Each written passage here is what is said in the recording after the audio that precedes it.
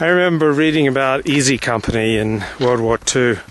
And tell me what that is. Easy Company was just a company of soldiers who, I think, the book by Stephen Ambrose about them was called Band of Brothers.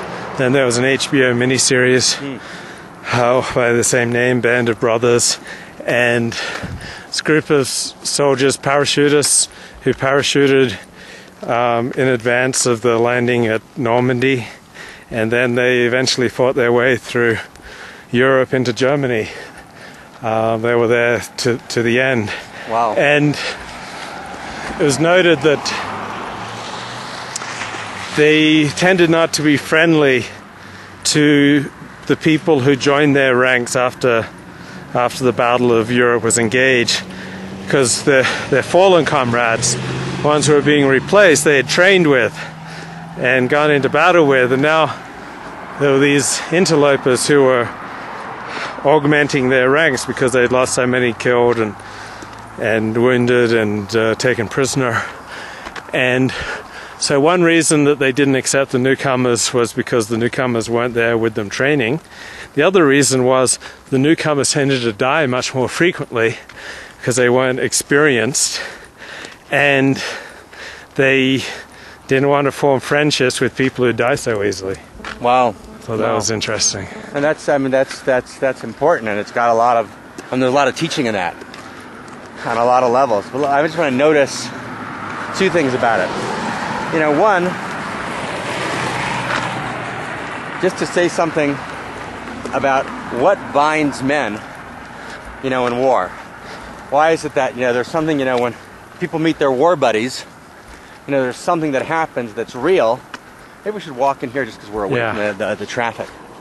There's something that happens that's real, and it's hard to form those kind of relationships in other places. So one of the things that kind of the feminist, actually the victim feminist literature has done is, in many books, and you saw there's quite a few of them on my desk, you know, they refer to kind of the bonding, the male bonding of war buddies as just an example of men's connection to violence.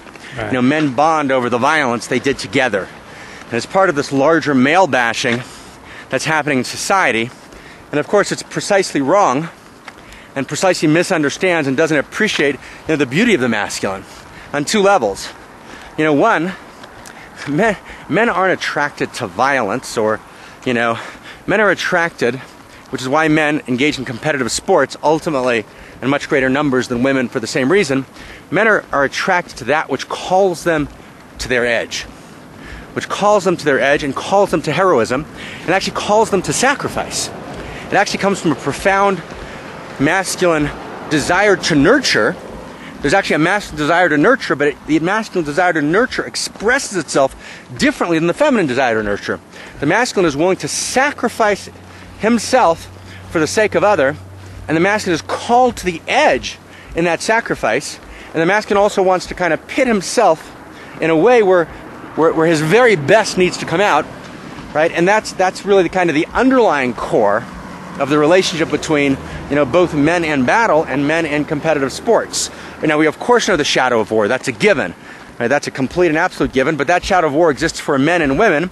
And, you know, when Queen Elizabeth, you know, was brutal, and Indira Gandhi, you know, was responsible for many deaths, you know, as was Margaret Thatcher, etc. So it's not a masculine feminine thing. That's one.